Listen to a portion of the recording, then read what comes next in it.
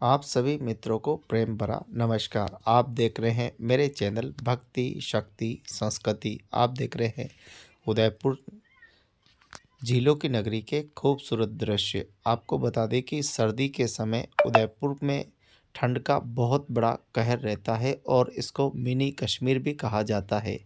यहाँ की झीलें, नदियाँ और अरावली की पर्वत श्रृंखला की हम बात करें तो ज़बरदस्त ठंडा जो है वो माहौल रहता है। आप देख रहे हैं झीलों की नगरी का ये 22 दिसंबर 2024 का दृश्य है, जिसे आप देख पा रहे हैं कि दिन भर कोहरा जो है वो छाया हुआ है और हल्की हल्की सर्द हवाएं भी चल रही है।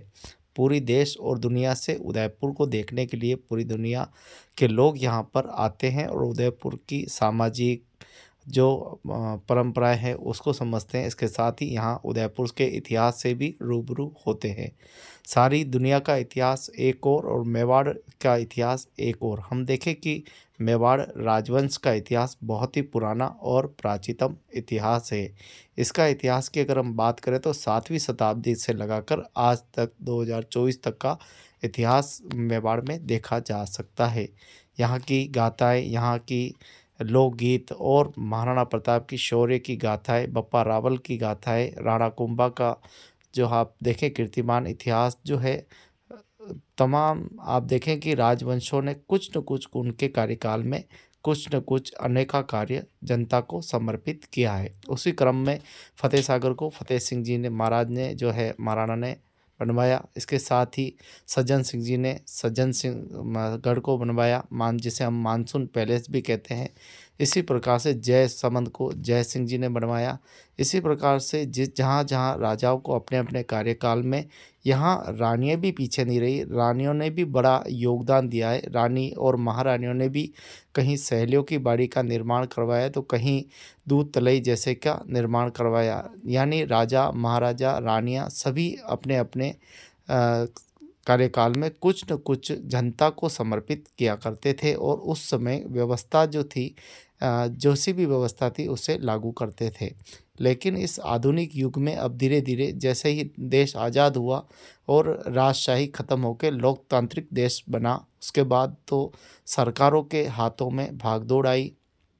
चुने हुए प्रतिनिधि सदन और विधानसभा में जाने लगे। उसके बाद देश की जो विकास है उसमें तेज गति आई और धीरे धीरे हम देखें कि आप जो इस स्थितियाँ है वो लोकतांत्रिक है। देश में कानून व्यवस्था हो चुकी है और अमन शांति और ये सारे जितने भी संदेश है उदयपुर झीलों की नगरी से अधिकतम निकलते रहते हैं।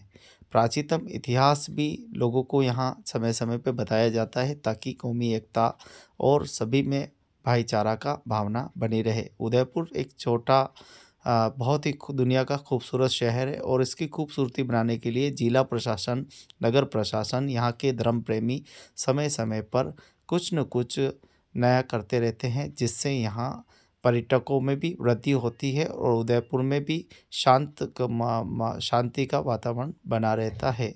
उदयपुर शहर जो एक ऐसे प्राचीनतम शहर है जिसका इतिहास दुनिया के लोग समझते हैं।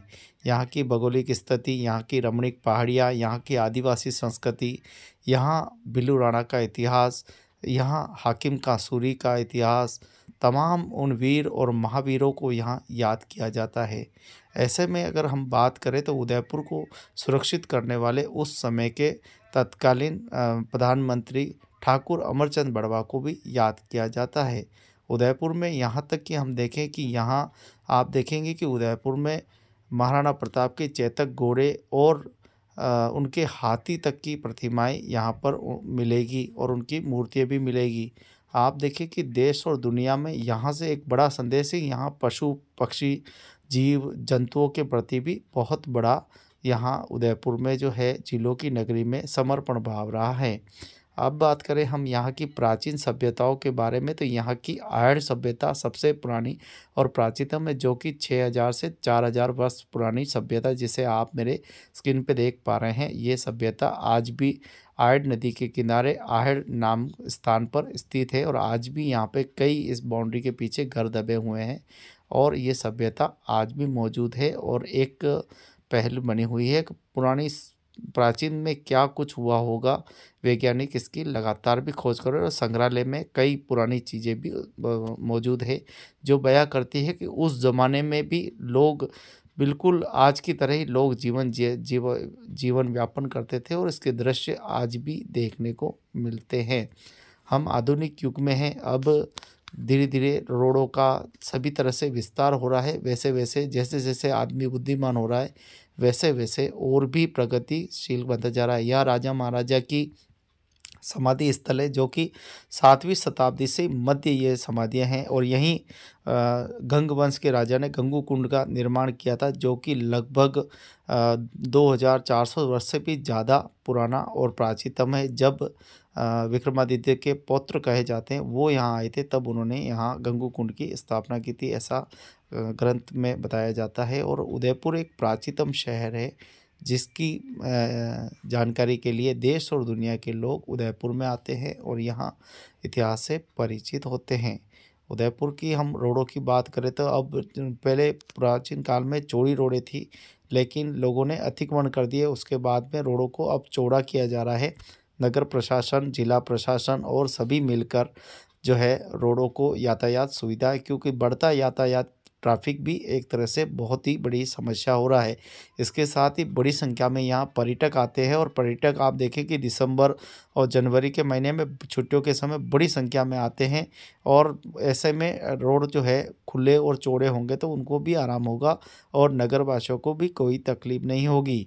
आप हम बात करें उदयपुर शहर में, तो शहर में खाने पीने की बात करो तो यहाँ सारी वैरायटी, यहाँ सस्ते होटल भी है, महंगे से महंगे भी हैं और दुनिया की सारी होटलें आपको उदयपुर शहर में आसपास रमणीक पहाड़ियों में देखने को मिलेगी।